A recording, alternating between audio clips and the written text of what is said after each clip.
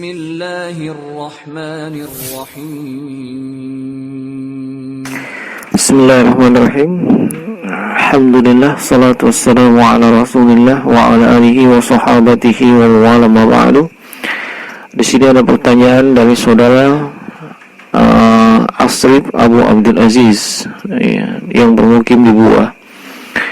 Beliau katakan, "Afwan Ustaz, ana mau bertanya, di kampung ana beberapa orang yang sudah agak berumur berkumpul setelah selesai sholat isya atau ba'da isya untuk melanjutkan sholat witir secara berjamaah.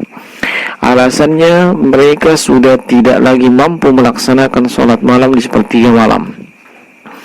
Mereka juga mengajak orang lain yang mau ikut dari kalangan anak-anak muda dan yang masih kuat. Bagaimana terhadap perkara ini Ustaz?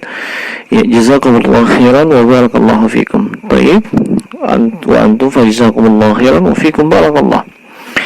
Iya. Kita jawab, sholat witir itu termasuk bagian dari sholat malam, bahkan bagian sholat malam yang paling ditekankan. Ya. Sebab Rasulullah SAW tidak pernah meninggalkan sholat witir ini walaupun dalam kondisi safar atau perjalanan. Kemudian melaksanakan sholat witir dengan berjamaah itu hanya disyariatkan dan disunnahkan di bulan Ramadan saja. Ya, sebagai bentuk mengikuti imam sampai selesainya imam melaksanakan qiyamul lail. Adapun selain dari bulan Ramadan, maka tidak dianjurkan untuk melakukannya secara berjamaah dengan kontinu atau direncanakan sebelumnya. Adapun terkadang dilaksanakan dengan berjamaah dan tanpa perencanaan sebelumnya, maka insya Allah ini tidak mengapa. Alasannya, Rasulullah SAW beliau pernah sholat sunat berjamaah dengan sejumlah sahabat beliau radhiyallahu anhum, termasuk qiyamul lail, misalnya dengan Abdullah bin Abbas radhiyallahu ta'ala anhuma, sebagaimana yang disebutkan dalam Sahih Bukhari dan Sahih Muslim. Dan juga pernah Nabi SAW berjamaah dengan Abdullah bin Mas'ud radhiyallahu an. Haditsnya juga diriwayatkan oleh Imam Bukhari dan Imam Muslim. Dan beliau SAW juga pernah berjamaah dengan Hudzaifah ibn Yaman radhiyallahu an, sebagaimana diriwayatkan oleh Imam Muslim dalam sahihnya.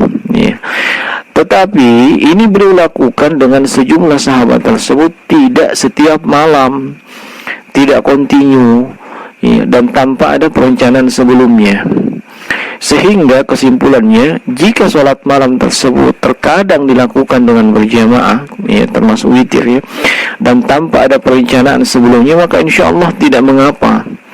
Adapun kalau rutin dikerjakan setiap malam, bahkan direncanakan sebelumnya, ini tidak sesuai dengan petunjuk atau sunnah Nabi SAW. Dan sebaik-baik petunjuk adalah petunjuk beliau SAW. Adapun kalau alasannya sholat witir tidak mampu dikerjakan di akhir malam, maka bisa dilakukan di awal malam setelah sholat isya atau sebelum tidur, sebagaimana yang pernah Nabi wasiatkan secara khusus kepada sahabat beliau. Misalnya Abu Hurairah radhiyallahu ta'ala anhu, beliau menceritakan, "Awsani khalili sallallahu alaihi wasallam bi thalathin, siyam thalathati ayyam min kulli syahr wa raka'atid duha wa an awtira qabla an anam." Kekasihku Khalili, yaitu Rasulullah sallallahu alaihi wasallam, berwasiat kepadaku dengan 3 wasiat, yaitu berpuasa 3 hari setiap bulan, kemudian 2 rakaat sholat duha, dan sholat witir sebelum tidur. Ini diriwayatkan oleh Imam Bukhari dalam sahihnya. Dan Rasulullah SAW juga menganjurkan secara umum, sebagaimana dalam hadits Jabir bin Abdullah radhiyallahu anhu, Rasulullah SAW bersabda, "Ayyukum khafa an la yaquma min akhiril lail falyutir, thumma liyarqud, wa man wathika bi qiyamil lail falyutir min akhirih." Beliau katakan sallallahu alaihi wasallam, siapa saja di antara kalian yang khawatir tidak bisa bangun di akhir malam, maka hendaknya dia berwitir kemudian tidur. Dan siapa yang yakin bangun di akhir malam, maka dia hendaknya witir di akhir malam. Nah, ini riwayat Imam Muslim. Ya. Dan ya, di antara sahabat yang mengamalkan hadis tersebut, ya, seperti Abu Bakar Siddiq radhiyallahu ta'ala anhu, ya, Abu Qatadah radhiyallahu anhu itu pernah menyebutkan, menceritakan bahwasanya Nabi SAW pernah bertanya kepada Abu Bakar, mata tutir, kapan kamu witir? Qala, maka Abu Bakar menjawab, utir min awalil lail, saya melakukan witir di awal malam. Dan ini hadis dikeluarkan oleh Imam Abu Daud As-Sijistani dalam sunannya, dan Syekh Al-Albani mensahihkan hadis ini.